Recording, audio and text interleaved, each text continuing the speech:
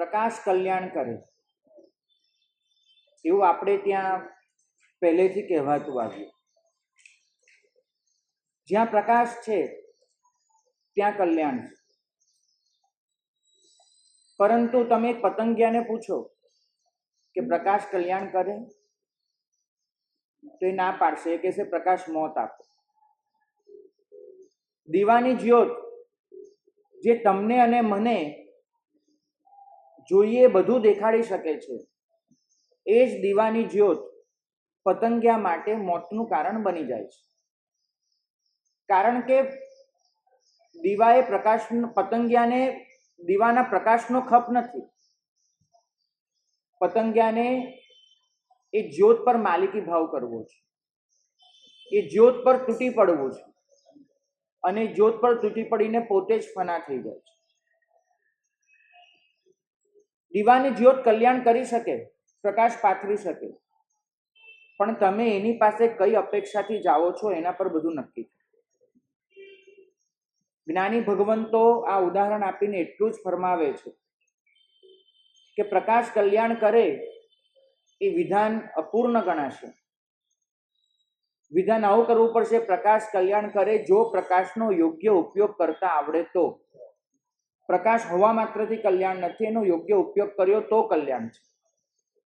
અને આ જ ઉદાહરણને આગળ ખેંચી જાઓ. ધર્મ કલ્યાણ કરે. જ્ઞાની ભગવંતો કહેશે કે આ વિધાન અપૂર્ણ છે. ધર્મ તો કલ્યાણ કરે જો એનો યોગ્ય રીતે ઉપયોગ કરતા આવડે તો. બાકી આ જ ધર્મ એ ડુબાડી દે. આ જ ધર્મ એ તમને એવી જગ્યાએ મોકલી દે કે જ્યાંથી પાછા ઉપર આવવું એ મુશ્કેલમાં મુશ્કેલ બની જાય. ભાગ્યશાળી ભૌતિક ઈચ્છાથી થતો ધર્મ એ પતંગિયો દીવાની જ્યોતમાં ખાપકે એ બરાબર છે. કારણ કે ભૌતિક ઈચ્છા એ ત્યાં મુખ્ય બની રહી છે. પ્રશ્ન ઘણીવાર આવે છે કે ભૌતિક ઈચ્છાથી કોઈ ધર્મ કરે. ભૌતિક ઈચ્છાનો મતલબ સમજાવો. શરૂ થાય, નોકરી મળે, છોકરી મળે, ધંધો થાય, મારા સંતાનને કંઈક થાય, વગેરે વગેરે તમામ પ્રકારની ઈચ્છાઓ. આવી કોઈ પણ એશના વાસના જેના મૂળમાં પડી છે, કશુંક મેળવવાની, કશુંક છોડવાની, આવું જ્યાં આર્ત ધ્યાન જેના મૂળમાં પડ્યું છે, એવી ભક્તિ એ કલ્યાણ નહીં કરે. કારણ કે જ્ઞાની ભગવંતો સમજાવે છે કે આવી ભૌતિક ઈચ્છાથી પ્રભુ પાસે કે ગુરુ પાસે આવનારો જીવ એને પોતાની ભૌતિક ઈચ્છા બીજેથી વધારે સારી રીતે પૂરી થઈ શકે એમ લાગે છે, એ પ્રભુ અને ગુરુનો ત્યાગ કરીને બીજે જતો રહેવાનો છે. આ નક્કી માનવું. ગોશાલકની પરસદામાં પ્રભુ વીર કરતા વધારે સંખ્યા શા માટે? એ બધા આખરે ધર્મ કરવા ઈચ્છતા હતા. એ બધા જેટલા પણ હતા એ બધાને આખરે તો કાંઈક સંસારમાંથી છૂટવાની વૃત્તિ હતી, દુઃખમાંથી છૂટવાની. પણ આ જે ભૌતિક ઈચ્છાએ એટલો કબજો મેળવ્યો કે એમને સમજાયું કે મહાવીર સ્વામી આગળ જઈને પૂછીએ કે ચરુ ક્યાં દાટેલો છે તો મહાવીર સ્વામી જવાબ નહીં આપે. ગોશાલકને જઈને પૂછીએ તો ગોશાલક ચોક્કસ જવાબ આપી દેશે. જન્મ મરણના જવાબ, લાભ અલાભના જવાબ, ખોટ મળશે કે ફાયદો થશે એના જવાબ, દુઃખ અને સુખના જવાબ, બધા જવાબ ગોશાલક પાસેથી મળતા હતા. મહાવીર પાસેથી શું મળે? જન્મ અને મૃત્યુના જવાબ ન મળે. જન્મ અને મૃત્યુમાંથી કેમ છૂટા એ જવાબ મળે. લાભ અને હાનિના જવાબ ન મળે. જે પણ મળે છે એને લાભ કેવી રીતે ગણી શકાય એનો જવાબ મળે. દુઃખ અને સુખના જવાબ ન મળે. જે પણ આવે છે એનો સહજતાથી સ્વીકાર કેવી રીતે થાય એનો જવાબ મળે. પણ લોકોને એવા જવાબનો ખપ ત્યારે પણ નહોતો ને આજે પણ નથી. એવા બહુ થોડા લોકો હોવાના જેને એવો જવાબનો ખપ હોય. બાકી તો જોઈએ છે દુઃખ અને સુખના જવાબ, લાભ અને હાનિના જવાબ, જન્મ અને મૃત્યુના જવાબ, અને એ મળતા હતા ગોશાલક પાસે. મહાવીર સ્વામી કરતા ગોશાલક પાસે વધારે લોકો જાય એમાં કોઈ જ નવાઈ નથી. નવાઈ એ વાતે લાગે છે કે મહાવીર સ્વામી પાસે આવનારો જીવ પણ મનોવૃત્તિ ગોશાલક જેવી રાખે છે. ગોશાલકની ઉપાસના કરનારો ગોશાલક પાસે જાય કોઈ પ્રોબ્લેમ નથી. પણ મહાવીર સ્વામીની ઉપાસના કરનારો ગોશાલકનો ઉપાસક જેવો બની જાય એનો પ્રોબ્લેમ છે. તમે આવો છો એક આધ્યાત્મિક સ્તરે એક મહાપુરુષ પાસે અને તમે મનમાં બધી ઈચ્છાઓ રાખો છો ભૌતિક. આજે કેટલા બધા મહારાજ સાહેબની પૂનમો ભરાય છે, કેટલા બધા મહારાજ સાહેબના સુદ એકમના માંગલિકો ચાલે છે, કેટલી બધી જગ્યાએ નકરી તમને આ વસ્તુ મળે છે. આ મહારાજ સાહેબની ગુરુમૂર્તિની આટલી પ્રદક્ષિણાઓ આપો, આ મહારાજ સાહેબની આટલી માળાઓ ભણો, આ મહારાજ સાહેબનું પૂજા ભણાવો, આ મહારાજ સાહેબનું આ કરો, તો તમારી ભૌતિક ઈચ્છાઓ પૂરી થશે. શા માટે? જે શાસન માત્ર ને માત્ર અધ્યાત્મ માટે ઊભું થયું છે, એ શાસનની આ બધી જ જણસને આટલી નીચે લાવવાનો હક કોને આપ્યો? ભાગ્યશાળી આ દીવાની જ્યોત છે, પણ બળી મરશો આ બધું કરીને. કારણ એક જ છે, આજે તમને તમારી ભૌતિક ઈચ્છા તીર્થંકર પાસેથી, ગુરુ પાસેથી પૂરી થશે એવું લાગે છે, માટે અહીંયા આવો છો. કાલે તમને જો એવું લાગશે કે આના કરતાં વધારે સારી રીતે બીજે પૂરી થઈ શકે એમ છે, તમે ક્યાં જતા રહેશો? આજે અમારી પાસે કેટલાય સંઘના ટ્રસ્ટીઓ, સંઘના મહાનુભાવો પ્રશ્ન લઈને આવે છે, કેટલાય પરિવારના વડીલો આવે છે કે સાહેબ અમારો દીકરો એ સાંઈ બાબાનો ભગત બની ગયો છે, અમારો દીકરો અહીંયા આ જ કરતો થઈ ગયો છે. મુંબઈ આવ્યા પછી એક વસ્તુ સમજાઈ ગઈ કે જો પોતાની ઈચ્છા પૂરી થતી હોય તો જૈનોને ક્યાંય જવામાં, ક્યાંય માથું નમાવવામાં કોઈ આભડછેટ નથી. સમ્યક તો બધું જ એક તરફ, કોઈ આભડછેટ નહીં. કેમ? કારણ કે ધર્મના નામ પર પણ ભૌતિકતાનું જ લક્ષ્ય હતું, માટે આ બધી જ વસ્તુ આવવાની. મન બદલે.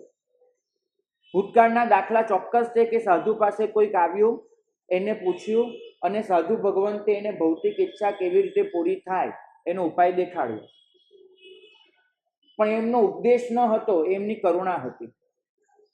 એમનો ઉત્સર્ગ ન હતો, અપવાદ માર્ગ હતો. 3 શરત શાસ્ત્રમાં બહુ પ્રામાણિકતાથી લખવામાં આવી છે કે સાધુ ભૌતિક ઈચ્છા પૂરી કરવાનો ઉપદેશ કયા સંજોગોમાં આપી શકે. નંબર 1, આવ્યો હોય ભલે ભૌતિકનું પૂછવા માટે, પણ દિલમાં તીવ્ર શ્રદ્ધાભાવ હોય કે જો ભૌતિક સ્થિરતા પ્રાપ્ત થાય તો મારે તરત ડગલું આધ્યાત્મિકતામાં ભરવું છે, મારે ધર્મ માટે જ કરવું છે, પરંતુ ધર્મ કરવા માટે જે સ્વસ્થતા જોઈએ નથી, માટે હું આવ્યો છું અહીંયા પૂછવા માટે. જો આ વસ્તુ નક્કી હોય તો જ ભગવંત એને વસ્તુ ફરમાવે. આજે તો કદાચ તમે તમારી એક ઈચ્છા લઈને આવ્યા અને અમે કંઈક એવું દેખાડ્યું ને પૂરી પણ થઈ ગઈ, તમે બીજી વાર પૂછવા નહીં, સાહેબ હવે આત્મા દેખાડ, તમે એમ કહેશો સાહેબ હવે બીજું, ત્રીજું, ચોથું. તમે જોજો કે હંમેશા આપણે ક્યાં ભક્તોના ઢગલા ક્યાં આગળ થઈ રહ્યા છે. ખાસ વિચારજો ક્યાં થઈ રહ્યા છે કે જ્યાં આગળ લોકોને લાગે છે પુણ્ય પ્રભાવ સામ્રાજ્ય, અને જ્યાં આગળ એમ લાગે છે કે અમારી ઈચ્છાઓ પૂરી થવાના 100% ચાન્સ છે. કોઈ આપણને કહે છે કે ઓલા મહારાજ સાહેબ પાસે હું ગયો ને 3 વખત વાસક્ષેપ કરાવ્યો અને મારું આ કામ પૂરું થઈ ગયું, આપણને થાય છે કે વાસક્ષેપ આપણે કરાવી આવ્યો ભાઈ, શું છે? તો આના સિવાય શું બચ્યું છે? ગીવ એન્ડ ટેકનો સોદો થઈ ગયો છે, બીજું કાંઈ જ નથી. પરિણામ એ આવે છે કે આજે જે આ ઈચ્છાથી મહારાજ સાહેબ પાસે આવે છે, કાલે કોઈ ફકીર પાસે જાય તો બિલકુલ નવાઈ નથી, કેમ કે એના મનમાં જ આ ઈચ્છાઓ પડી છે. ધર્મ આના માટે નથી. તો પહેલું, ભૌતિક સ્થિરતા પ્રાપ્ત થાય એટલે જીવ તરત જો આધ્યાત્મિકતામાં પ્રવેશ કરવાનો હોય તો એને ભગવાન કહી શકે છે. બીજું, એની ભૌતિક ઈચ્છા એ ભૌતિક ઈચ્છા માટે ન હોય, પણ એની લાચારી અને મજબૂરી બની ગઈ હોય, એના વગર એ ટકી શકે શક્યતા જ ન હોય તો આ બીજું. અને ત્રીજું મહત્વનું કારણ કે ભૌતિક ઈચ્છા પૂરી કરવા માટે કોઈ પણ દિવસ કોઈ અસત સાધનનો ઉપયોગ ન કરવાનો હોય. એને માત્ર ઈચ્છા એટલી છે કે મારે ધર્મથી દૂર નથી જવું, પણ ધર્મથી જ કોઈ રીતે ભૌતિક ઈચ્છા પૂરી થઈ જાય તો સારું. મારે અધર્મનું આચરણ નથી કરવું, મારે સુદેવ સુગુરુ સુધર્મને નથી છોડવા, મારે સમ્યક તો ગુમાવવું નથી, માટે જે જતો આવતો હોય.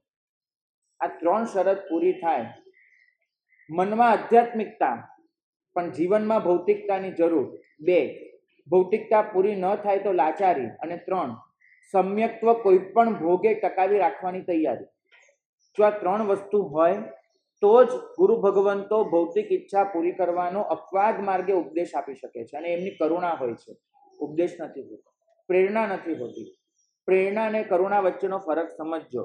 સાધુની પ્રેરણા હંમેશા આધ્યાત્મિકતાની હોય, સાધુની કરુણા ક્યારેક ભૌતિકતાના સ્તરે પહોંચતી હોય. સાધુ ભૌતિકતાની પ્રેરણા નહીં કરે, વધુમાં વધુ તમારી સ્થિતિ જોઈને કરુણા વરસાવીને ભૌતિકતાનો ઉપદેશ આપી દેશે. એમની પ્રેરણા તો એ જ હશે કે આ બધાના મૂળમાં જે કર્મ પડ્યા છે એનો ઉચ્છેદ કરે. અને નક્કી માનજો કે મનહરલાલને રસ તો હંમેશા એમાં જ પડવાનો છે કે ક્યાં આગળ એની ભૌતિકતા પૂરી થાય છે, ત્યાં જ રસ પડવાનો છે. એકવાર ગયા હતા મનહરલાલ, કોઈ જગ્યાએ ખેલ રચાયો તો, બે વાંસળા મૂકવામાં આવ્યા હતા. વાંસળાની વચ્ચે દોરડું, 3 માળ ઊંચું દોરડું, અને એના પર ચાલીને નીકળવાનું. જોવા માટે ઊભા રહી ગયા ભાઈ. અને પહેલા આવ્યો એક છોકરો, હાથમાં આટલો મોટો વાંસળો, અને વાંસળો એને પોતે પકડેલો, અને પેલા દોરડા પર ચાલવાનું. ધીમે ધીમે કરીને પેલા વાંસળાને આમ કરી અને દોરડા પર ચાલીને બીજી બાજુ નીકળી ગયો. લોકોએ તાળીઓ પર તાળીઓ વગાડી, તાળીઓ પર તાળીઓ. અને એ દોરડાની નીચે જે તપેલી મૂકેલી હતી એ તપેલીમાં વરસાદ થઈ ગયો, પૈસાનો ચિક્કાર વરસાદ. લોકો ખુશ ખુશ. થોડીક વાર થઈ અને બીજી એક છોકરી ચડી એ દોરડી પર. એટલે છોકરા કરતા થોડીક મોટી ઉંમર હતી, પણ છોકરીના હાથમાં નાનકડી લાકડી હતી, 6 ફૂટની લાકડી, પતલી. અને લાકડીના સહારે પેલા કરતા થોડુંક ઝડપથી ચાલવા માંડી. લાકડી ડગમગ થાય થોડી, પણ એના સહારે પોતે ચાલવા માંડી અને ચાલીને પેલી બાજુ પહોંચી ગઈ. બધાએ તાળીઓ વગાડી, મનહરલાલે પણ વગાડી. નીચે તપેલીમાં ખણખણ અવાજ ચાલુ થયો, પણ પેલા છોકરાને લોકોએ જેટલું આપ્યું હતું એનાથી ઓછું આપ્યું. હાથમાં નાની લાકડી પકડેલી હતી, આટલો મોટો વાંસળો એને નથી ચાલ્યો, નાની લાકડી હતી, થોડું ઓછું આપ્યું. થોડી વાર થઈને એ બંનેનો બાપ ચડ્યો દોરડા પર, એ છોકરાને છોકરીનો. હાથમાં કશું જ પકડેલું નહીં, કાંઈ જ નહીં. અને બે હાથ આમ કરી અને ધીમે ધીમે કરી અને સડસડાટ પેલું દોરડું ઓળંગી ગયો. લોકોએ તાળીઓ પાડી, પણ થોડીક ઓછી, કેમ કે કાંઈ જ નહોતું એના હાથમાં. ખુલ્લા હાથે ચાલી ગયો. અને પેલી તપેલી એ તો બિચારી કોરીને કોરી રહી ગઈ. લોકોએ થોડી તાળીઓ પાડી, તપેલી કોરીને કોરી રહી ગઈ. મનહરલાલની બાજુમાં મહર્ષિ નાગેન્દ્ર ઊભા હતા, ક્યાંક પસાર થઈ રહ્યા હતા. એમને મનહરલાલને કીધું કે દોસ્ત ભાઈ કેટલા દિવસથી પૂછે છે ને કઈ કામ, સાંભળ, આ તપેલીમાં 20 રૂપિયા મૂકી દે. મનહરલાલે કહ્યું કે કોઈ આમાં નથી નાખતું, તું મૂકી દે. એમને મુકાવડાય. મહર્ષિ નાગેન્દ્ર બસ ચાલતી પકડી. મનહરલાલ પાછળ ને પાછળ. સાહેબ આ શું? પહેલામાં બધાએ તાળીઓ પાડી, પૈસાનો વરસાદ થયો, ત્યાં તમે કાંઈ ન બોલ્યા. બોલો બિચારો આટલો મોટો વાંસળો લઈને ચાલ્યો, બીજા આટલી લાકડી લઈને ચાલ્યો, બીજી છોકરી એમાં બી પૈસા મુકાયા, ત્યાં તમે કંઈ ન કીધું. અને ત્રીજો ખાલી હાથે ચાલી નીકળ્યો. લોકોએ થોડીક તાળીઓ પાડી, પૈસો એકે ન મૂક્યો, તો મારી પાસે તમે રૂપિયા મુકાવડાયા. આનો શું મતલબ છે? મહર્ષિ કે સાંભળ દોસ્ત, હાથમાં મોટો વાંસળો પકડીને ચાલ્યો હતો ને, એ ચાલવું સૌથી સહેલું હતું.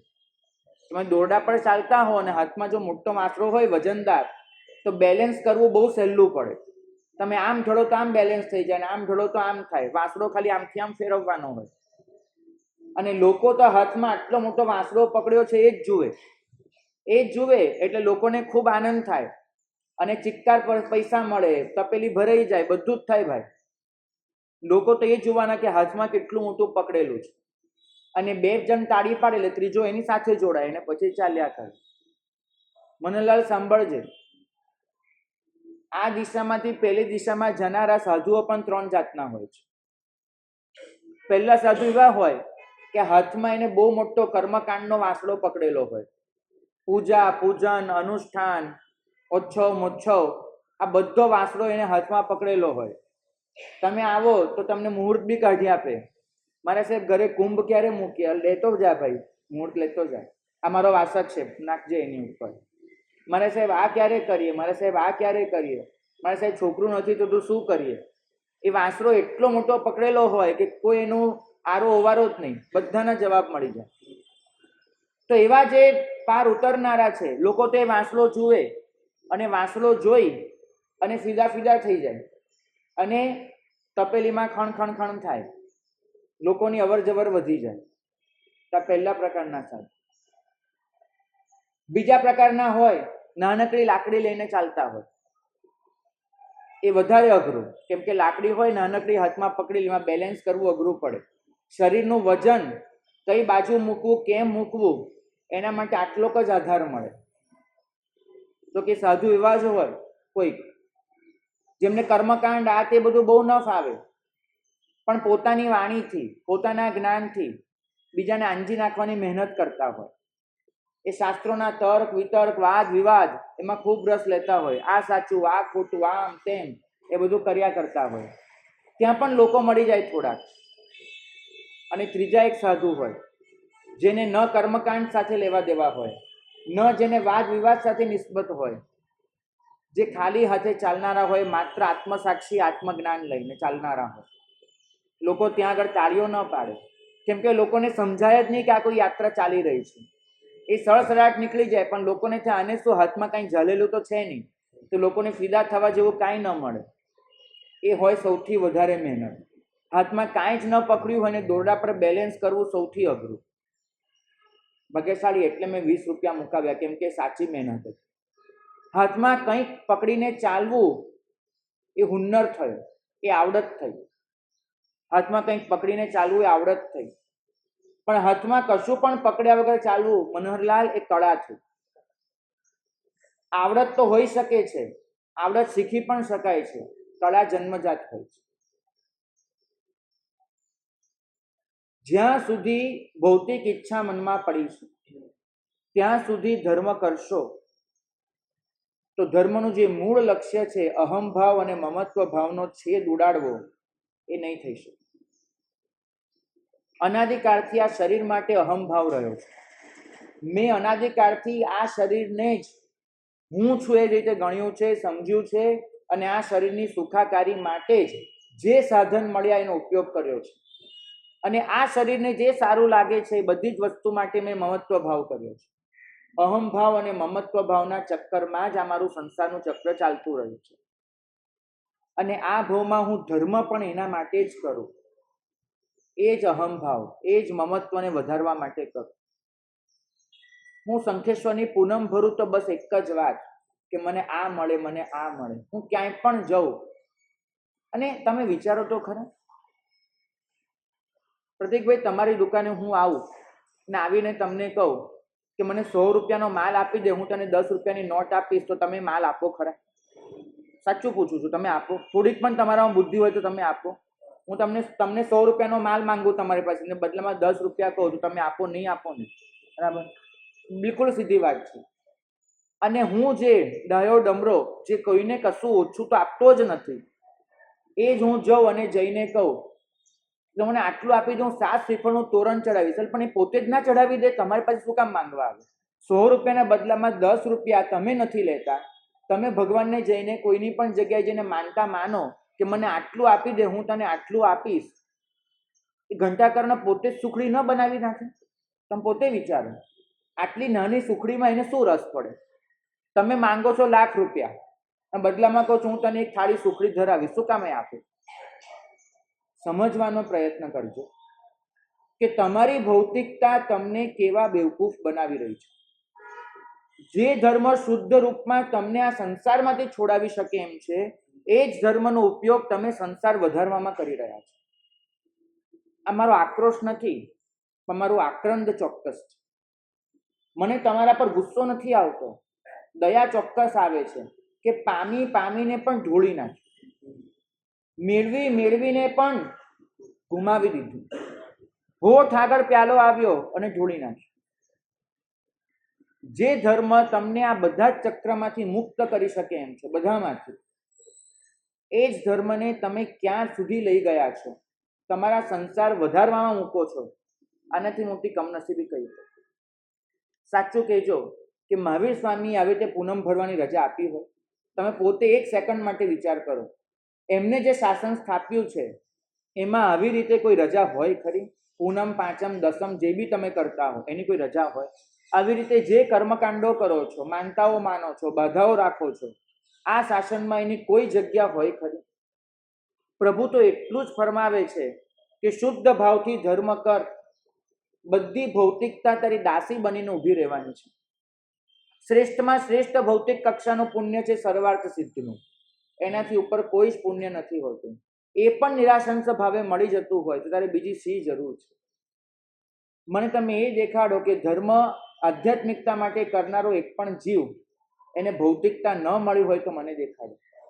દરેકનું કલ્યાણ થયું છે, દરેકને સુખ, શાંતિ, સંપદા મળી છે, પણ તમારો ધર્મ નિયાણ શલ્યનો થઈ ગયો છે. નિયાણું જીવનમાં એક વાર થાય.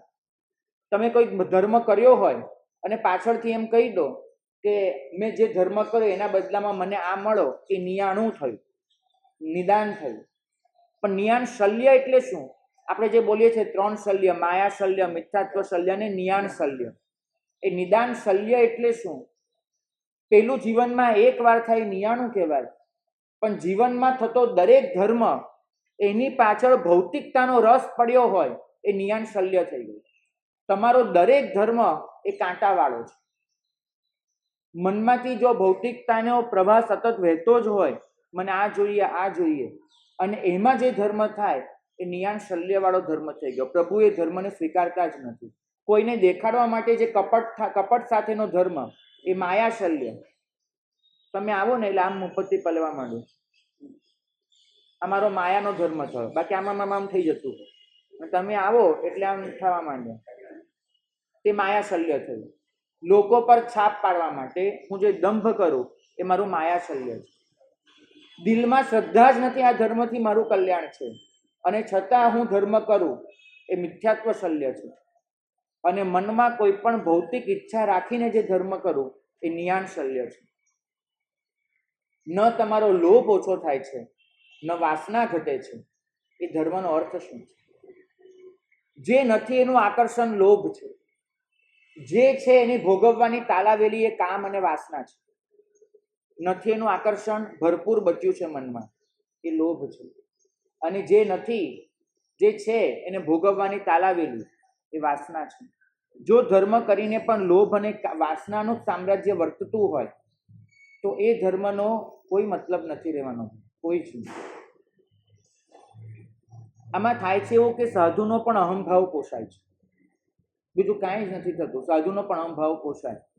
આજ સવારથી હું બેઠો છું અને સાંજ સુધી અરે એટલા લોકો આયા, આ બટવો ખાલી થઈ ગયો, મેં કર્યા જ કર્યો વાસક છે. એક અહંભાવ પોષાય છે કે મારી પાસે આટલા લોકો પગે લાગે છે, મારી પાસે આટલા લોકો આવે છે. પછી વાતો પણ એની જ થાય કે અહીંયા આટલા લોકો જાય, અહીંયા તો જાણે માણસનું પીડિયારું ઉભરાય, આમ થાય તેમ થાય. તો ધીમે ધીમે પછી કોઈ શ્રાવક આવીને કે સાહેબ આપે વાસક્ષેપ કર્યો હતો ને, બસ આપણા આશીર્વાદ લઈને ગયો, 20 બેઠક કરી નાખી હતી, પેલો પૈસા જ આપવા રેડી નહીં, પણ સાહેબ આપણે માથે હાથ મૂકીને ત્યાં જઈને બેઠો ને, સામેથી એને મને 20 લાખ આપી દીધા કે લે ભાઈ લેતો જા.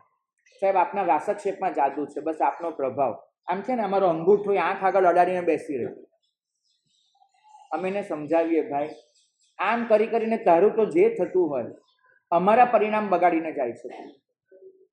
પછી મનમાં એ બધી ચમત્કારની ઘટનાઓ રમતી થાય. સાહેબ આપે કર્યું અને કેન્સર નીકળી ગયું. અરે અમે કેન્સર કાઢવા થોડી બેઠા છે, અમે તો તારા આત્માનું ઓપરેશન કરવા બેઠા છીએ. સાધુના પ્રભાવથી આ બધું થાય સહજ રીતે હકીકત છે, પણ આ બધું કહીને સાધુના પરિણામને મલિન બનાવવાની જરૂર નથી. એક સાધુનું અસ્તિત્વ જ એવું હોય છે કે એનાથી બધું જ દૂર થતું જ હોય છે. આમર્ષૌષધિ, વિપ્રૌષધિ આ બધી લબ્ધિઓ હતી ક્યારે, આજે લબ્ધિઓ સંપૂર્ણપણે નથી, પણ આજે પણ ચારિત્રના પ્રભાવથી સાધુના વાસક્ષેપમાં, સાધુની ઓરામાં, સાધુના સાનિધ્યમાં એ પ્રભાવ ચોક્કસ હોય છે કે તમારા રોગશોક મટે, એની ના નથી. પણ એ બધું અહંભાવને પોષવા માટે નથી, એ બધું કથાઓ બનાવવા માટે નથી. મારા સાહેબના પગ ધોયા, પાણી આમ આંખે લગાડ્યું ને મારો મોતિયો ખરી ગયો, મારા સાહેબે આમ કર્યું અને મારી પથરી નીકળી ગઈ, આ બધું કરવા માટે, આ બધી કથાઓ માટે આ ઘટનાઓ નથી. ભાગ્યશાળી અહીં તો તમને નિયમો પણ એના માટે કરાવે છે કે તમારો પક્ષપાત તૂટે, તમારો રસ ઘટે. જિંદગીમાં જે મળવાનું નથી એનો પક્ષપાત એટલો લઈને બેઠા છીએ. મેં આ ચોમાસામાં એક ઘટના કહી હતી, આજે ફરીથી કહું.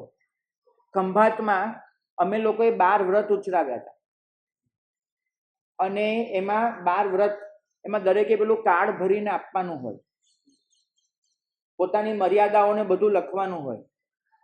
આજે બેન હયાત નથી માટે કહી શકું કે અમારા ઉપાશ્રયની બરાબર સામે, ઉપાશ્રય વચ્ચે રોડ અને બરાબર સામે જે ઘર હતું એક નાનકડું, એમાં એક માજી 80 વર્ષની ઉંમર, સંઘમાંથી જે ઘઉં ચોખા મળે એ વાપરીને પોતાનું ગુજરાન ચલાવે. એનું કોઈ સગું સ્વજન કોઈ જ નહીં.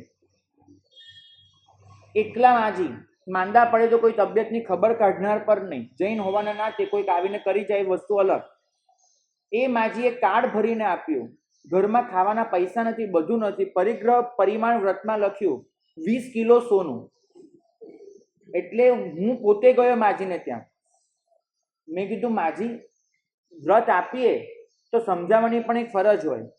મેં કીધું માજી 20 કિલો સોનું, તમારા ઘરમાં 20 ગ્રામ નથી, 20 કિલો સોનું. એ માજીએ મને જે જવાબ આપ્યો, મને થયું કે આટલી આશા અમારામાં કેમ નથી જાગતી. માજીએ મને કીધું, મને કે વાત ચાલે છે. થોડા દિવસ પહેલા શેઠિયાઓ આવ્યા હતા. એ કહેતા હતા કે આ ઘર તોડી નાખવાનું છે આપણે, આજુબાજુના બધા લઈને, અને અહીંયા આપણે એક બિલ્ડિંગ બનાવીશું અને બિલ્ડિંગમાં તમને એક ઘર આપવામાં આવશે. પણ આ ઘર તમારું જમીન પર છે. આ જમીન ખોદાય અને નીચેથી કશું પણ નીકળે અમે તમને જ આપીશું. મારા સાહેબ એક ચરું નીકળી ગયું અને અંદરથી સોનું નીકળ્યું તો મારે શું કરવાનું? બાધા લીધી હોય તો હું ન રાખી શકું, તો હું શું કરું? એટલે મેં 20 કિલો રાખી મૂક્યું છે. એનાથી વધારે નીકળશે તો આપી દઈશ. 80 વર્ષની ઉંમરે એ માજી 20 કિલો સોનું લઈને શું કરશે? એનો જવાબ તમારી પાસે છે, પણ એ માજી પાસે હશે કદાચ. મારે એ સમજાવવું છે કે જે નથી એનો રસ પણ ભરપૂર પડ્યો છે. ભૌતિકતા એટલી બધી છે. સાયકલ ચલાવનારો માણસ મર્સિડીઝ ગાડીમાં કઈ કઈ સગવડ હોય છે એના આર્ટિકલ બહુ શાંતિથી વાંચે છે, પૂરેપૂરો સમજવાનો પ્રયત્ન કરે છે ક્યાં કેવી સગવડ શું આવે છે. ખિસ્સામાં એક મોબાઈલ, બીજા ખિસ્સામાં બીજો મોબાઈલ પડ્યો હોય તો પણ મોબાઈલનું નવું મોડલ લોન્ચ થાય એના સ્પેસિફિકેશન્સ વાંચવા હોય છે કે ક્યાં અંદર શું પડ્યું છે, કેવી રીતે, ક્યાં, શા માટે.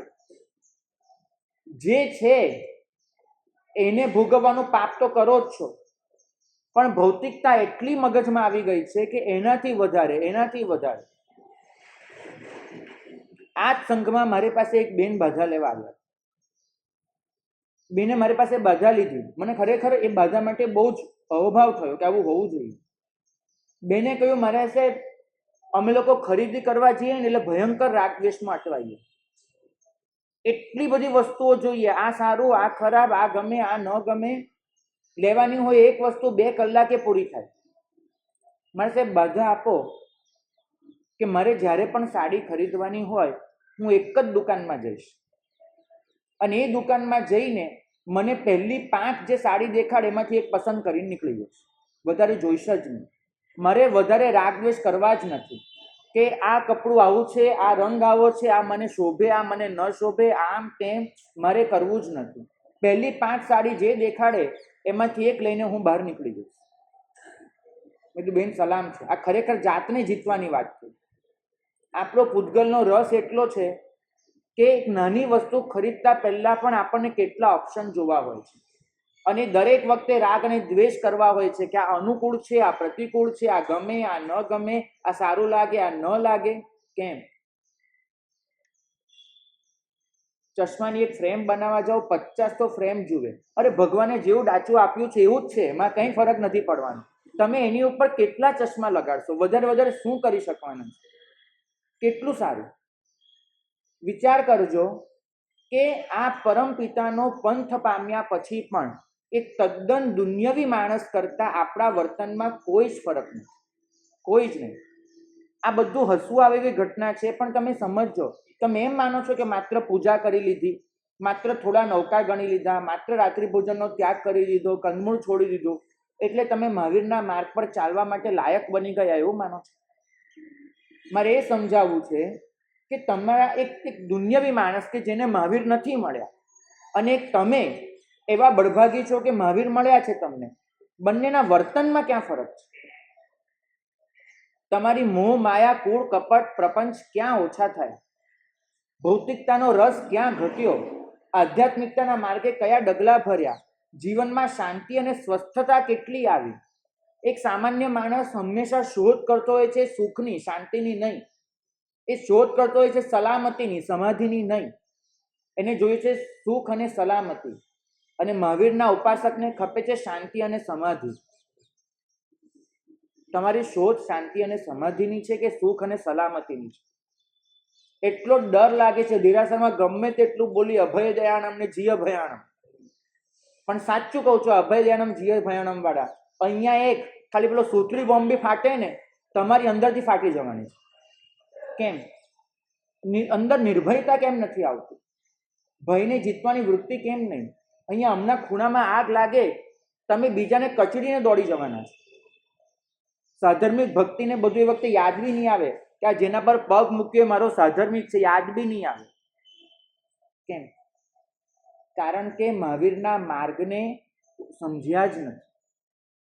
આ માર્ગ તમને શાંત બનાવવા માટે છે, તમને સમાધિ આપવા માટે છે, તમને નિર્ભયતા આપવા માટે છે, તમને જે છે એમાં સંતોષ અને સુખનો અનુભવ કરાવવા માટે છે, તમને સ્નેહ અને સમજણ આપવા માટે છે, તમારા સામર્થ્યનો વિકાસ કરાવવા માટે આ માર્ગ છે, તમારામાં સંસ્કાર અને સંસ્કૃતિનું જતન કરવા માટે આ માર્ગ છે, તમારી અંદર સૌહાર્દ પ્રગટાવવા માટે આ માર્ગ છે.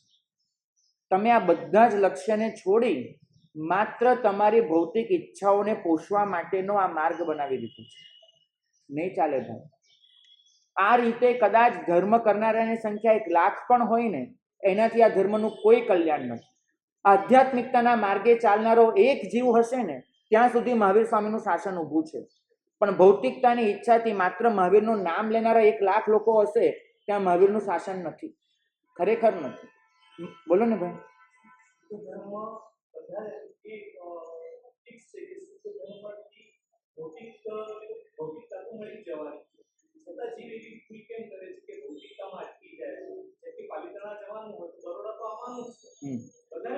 બિલકુલ. અંદરનો પક્ષપાત નથી તૂટ્યો. મૂળ આ ધર્મ તમારો પક્ષપાત તોડવા માટે છે. પક્ષપાત એટલે મારો હંમેશા અભિગમ એ તરફનો જ રહે છે અને ધર્મથી એ તોડવાનો હતો એ તૂટ્યો નથી તૂટ્યો. તમે બરાબર જોજો કે જિંદગીમાં જે ભોગવી જ નથી શકવાના એવા સાધનોના બોર્ડ પણ વાંચવાના ગમે છે. તમે બહાર નીકળો અને 2 બાજુ જે બેનર અને પોસ્ટર લાગ્યા અલગ અલગ પ્રોડક્ટ્સના જેની સાથે તમને મતલબ જ નથી એવી વસ્તુઓ પણ વાંચવાની, જોવાની બધું જ ગમે છે. કેમ? કેમ કે અંદરનો પક્ષપાત અખંડ છે. મૂળ આ ધર્મ હતો મનને દુભાવવાનો ને આત્માને સાચવવાનો.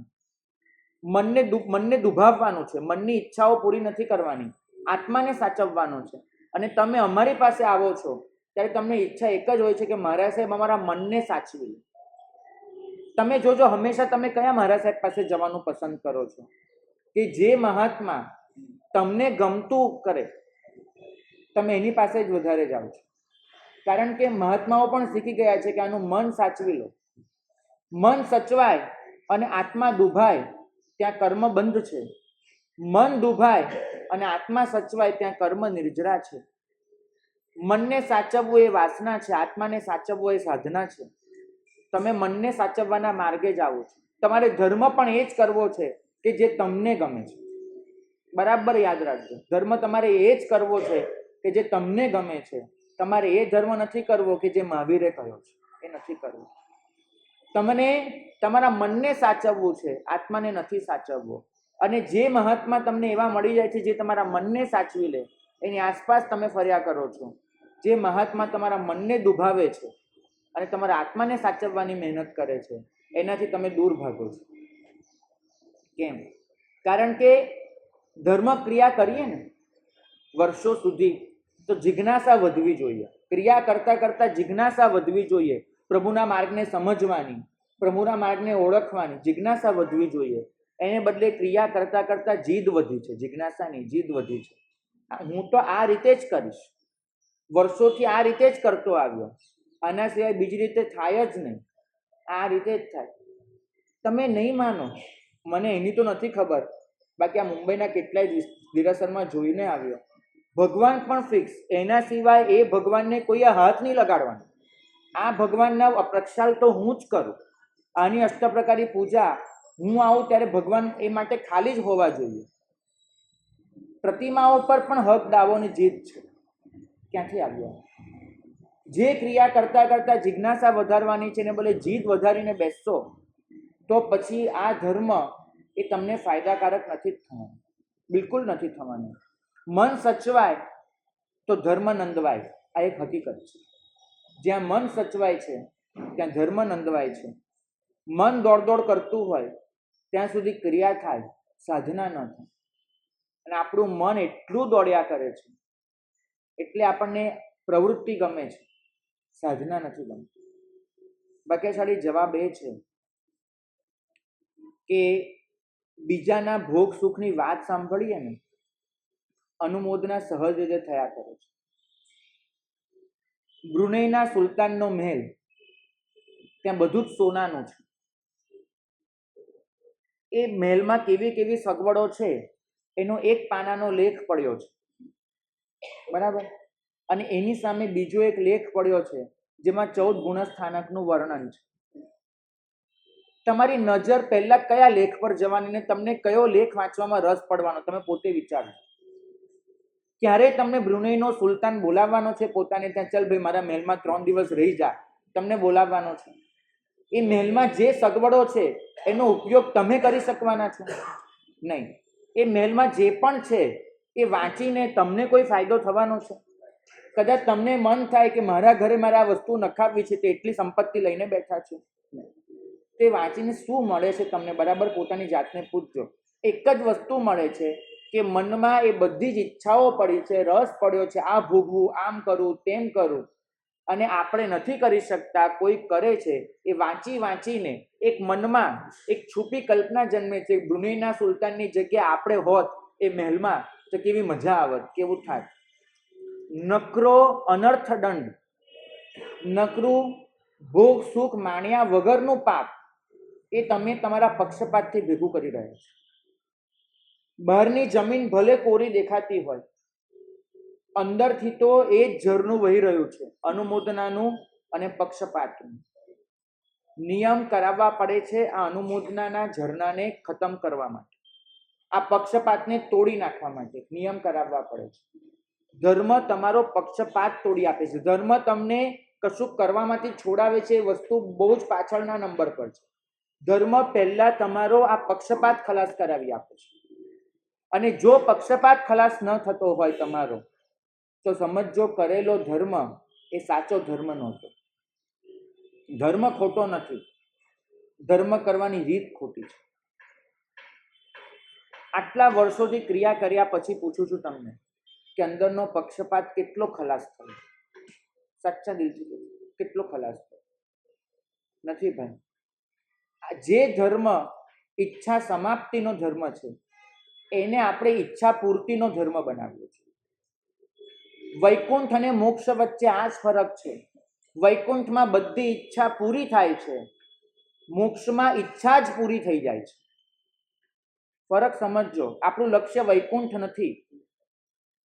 કોઈ કૃષ્ણનો ભક્ત એને પૂછશો કે ક્યાં જવું છે તો વૈકુંઠમાં જવું છે એમ કહેશે.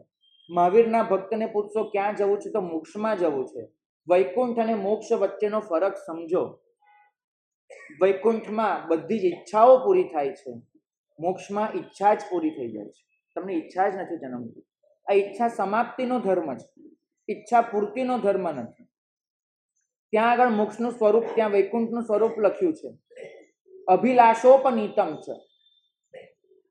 જ્યાં આગળ તમારી બધી અભિલાષા જન્મે એ સાથે જ પૂરી થાય છે, એ વૈકુંઠ છે.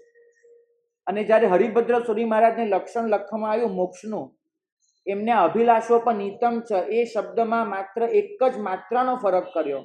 એમને કીધું કે અભિલાષાપનીતમ છે.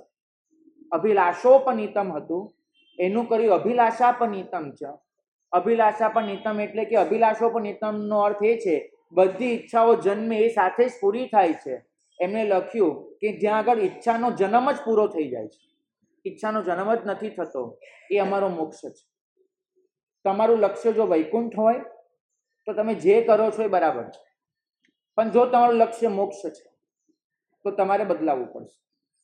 બે બાજુની વાત કરવાની બંધ કરી દો. એક બાજુ બધી જ ભૌતિકતાને મનમાં રાખીને જીવવું, અને પાછું કોઈ પૂછે ત્યારે ગોખણપટ્ટીનો જવાબ આપવો કે મારે મોક્ષે જવું છે અને મોક્ષ માટે ધર્મ કરું છું. આપણા બેવડા ધોરણ તો નહીં જ રાખતા, ખરેખર નહીં રાખતા. ભાગ્યશાળી આપણે શાંત રસ સુધી પહોંચવાનું છે. જીવનમાં એકવાર જો શાંતિ આવશે ને, એ બધા જ સ્વરૂપે એવી રીતે પ્રગટ થશે. બોલો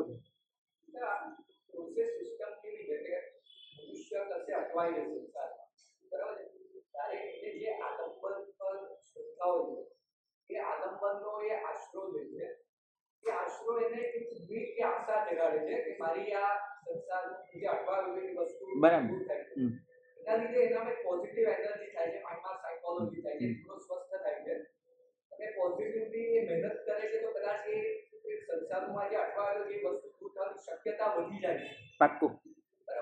એટલે માણસ એ પ્રયત્ન કરે કે જ્યાં સુધી એને એક જ્ઞાન નહીં આવે કે સંસારમાં આપણે અટવાવાના જ છે, સંસાર ઉપાડો જ છે, ત્યાં સુધી કદાચ એને આલમપન આ લેવું જ પડશે, ત્યારે વધારે આત્મરોગ્ય ધ્યાનમાં. જો ભાઈ, મેં પહેલા કહ્યું કે ભૌતિકતાની કરુણા સાધુ ક્યારેક કરતો જ હોય છે, અને તમે જે કીધું એ સિદ્ધાંત માટે જ કરતો હોય છે. તમે જે કીધું એનો અક્ષરે અક્ષર સાચો છે, બિલકુલ આના માટે જ છે. પણ ત્યાંથી એક ડગલું આગળ જ ન વધે અને આખી જિંદગી એમાં જ અટવાઈ રહે, એ દુખે છે અંદર. ધર્મના માર્ગમાં પ્રવેશ તો ભૌતિકતાથી જ થતો હોય છે. બાળ જીવોને આકર્ષણ આ રીતે જ જન્મશે, અને એ હોવાના લીધે જ સાધુ ભગવંતોએ અલગ અલગ મંત્રો આ તે બધી ગોઠવણો કરેલી જ છે, ના નથી. પણ ક્યાં સુધી? તમે લોકો 3 પેઢી 4 પેઢી 7 પેઢીથી ધર્મ પામીને બેઠા છો. તમે લોકોએ જન્મથી જ આ બધું કર્યું છે, તો બાળ જીવની કક્ષાએ ક્યાં સુધી રહેશો? એ જ ભગવંતો છે ને જેમને ક્યાંક રોગ થયા તેના નિવારણ માટે સ્તોત્રો બનાવીને પાણી આપ્યું છે, બરાબર? આ જ ભગવંતોએ તેમને તમારી ભૌતિકતાની ચિંતા કરી જ છે. એમને નથી કીધું કે હા ભાઈ ત્યાં જઈને સંદેશો આપજે કે જે લોકો મરે છે એમને કહેજે જ્યાં સમાધિ રાખે, એવા જવાબ એમને નથી આપ્યા. એમને બચાવવાની મહેનત કરી જ છે.